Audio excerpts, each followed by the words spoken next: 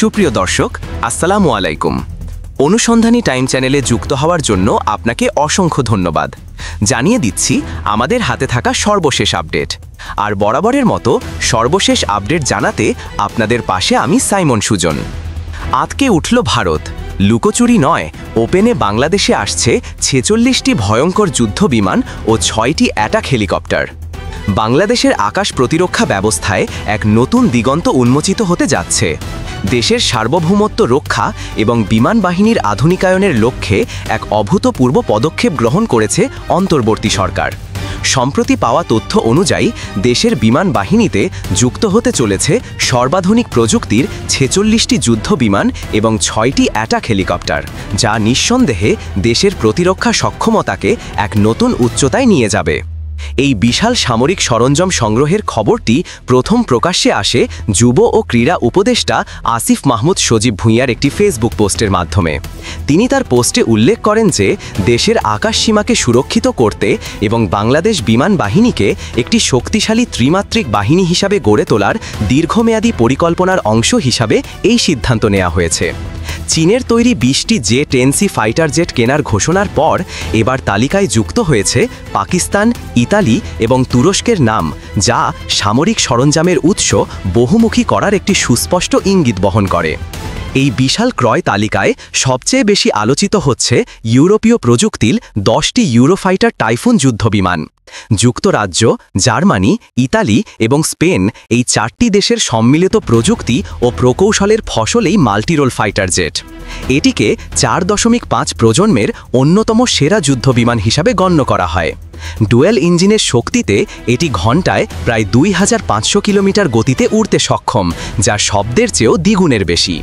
ভারতীয় বিমান বাহিনীর ব্যবহৃত ফ্রান্সের রাফাল যুদ্ধ বিমানের সরাসরি প্রতিযোগী হিসাবে পরিচিত এই টাইফুন। এর অন্যতম আকর্ষণীয় বৈশিষ্ট্য হল এর আংশিক স্টেলথ প্রযুক্তি, যার ফলে এটি শত্রুপক্ষের রাডারে সহজে ধরা পড়ে না। এছাড়াও এর উচ্চ তাপ সহনশীল ইঞ্জিন এটিকে দীর্ঘ সময় ধরে আকাশে লড়াই চালিয়ে যাওয়ার ক্ষমতা প্রদান করে। সমুদ্রে প্রতিপক্ষের নৌবহরকে প্রতিহত করার জন্য এতে রয়েছে অ্যান্টিশিপ মিসাইল ব্যবহারের সুবিধা, যা বাংলাদেশ নৌবাহিনীকে আকাশ থেকে কার্যকর সাপোর্ট দিতে সক্ষম হবে।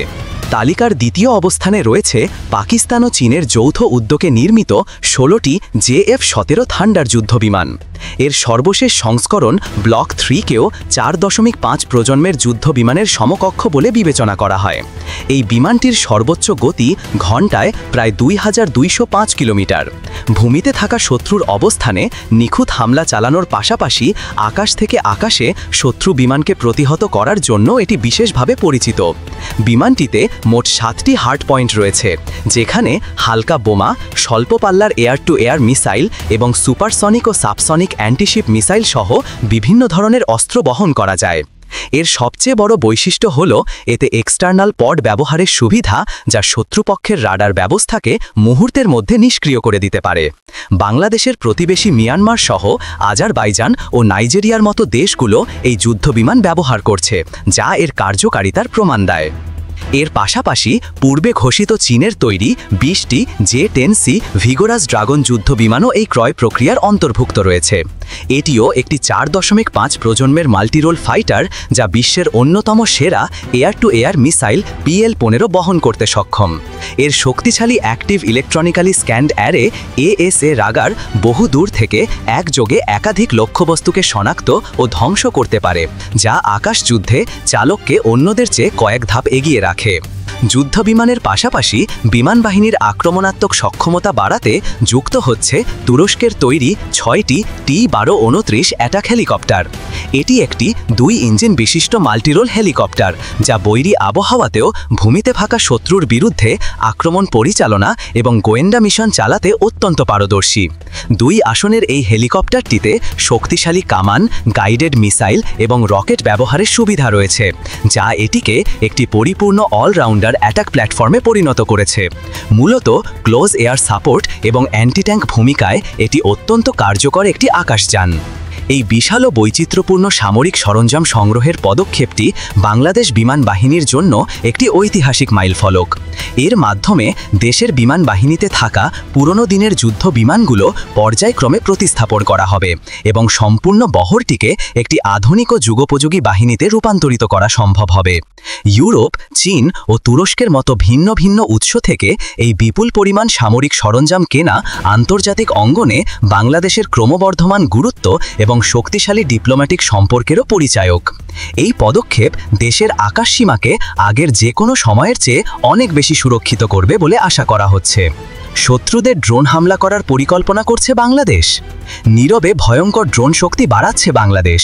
টার্গেট কারা? আধুনিক যুদ্ধক্ষেত্রের চিত্রপট বদলে দিয়েছে চালকবিহীন আকাশযান বা ড্রোন। রাশিয়া ইউক্রেন থেকে মধ্যপ্রাচ্যের হামাস ইসরায়েল সংঘাত পর্যন্ত প্রতিটি রণাঙ্গনে ড্রোনের ব্যবহার যুদ্ধের গতি প্রকৃতি নির্ধারণে এক নতুন মাত্রা যোগ করেছে। এই প্রযুক্তিগত পরিবর্তনের ঢেউ এসে লেগেছে ইন্দো প্রশান্ত মহাসাগরীয় অঞ্চলেও, যেখানে চীন, ভারত এবং দক্ষিণ কোরিয়ার মতো দেশগুলো তাদের সামরিক বাজেটের একটি বড় অংশ ব্যয় করছে আনম্যান্ড এরিয়াল ভেহিকেল সক্ষমতা বাড়াতে। বিশ্বজুড়ে যখন এমন সমীকরণ চলছে, তখন স্বাভাবিকভাবেই প্রশ্ন ওঠে, এই প্রতিযোগিতায় বাংলাদেশের অবস্থান ঠিক কোথায় এবং দেশটির ভবিষ্যৎ কর্মপন্থা কী? সাম্প্রতিক সময়ে ডেলি এশিয়ান এজ পত্রিকায় প্রকাশিত ড্রোন ডিপ্লোমেসি অ্যান্ড ডিফেন্স শিরোনামের একটি নিবন্ধে বাংলাদেশের ড্রোন সক্ষমতা এবং ভবিষ্যৎ পরিকল্পনা নিয়ে বিস্তারিত আলোকপাত করা হয়েছে। ওই নিবন্ধ থেকে প্রাপ্ত তথ্য অনুযায়ী বাংলাদেশের সক্রিয় কমব্যাট ড্রোনের ভাণ্ডারে বর্তমানে 44টি ইউনিট রয়েছে। এই তালিকায় অন্তর্ভুক্ত রয়েছে তুরস্কের তৈরি বায়রাক্তার TB2 ড্রোনের 6টি ইউনিট, ইতালিতে নির্মিত ফ্যালকো ড্রোনের 2টি ইউনিট এবং স্লোভেনিয়ার তৈরি ব্রামো ড্রোনের 36টি ইউনিট।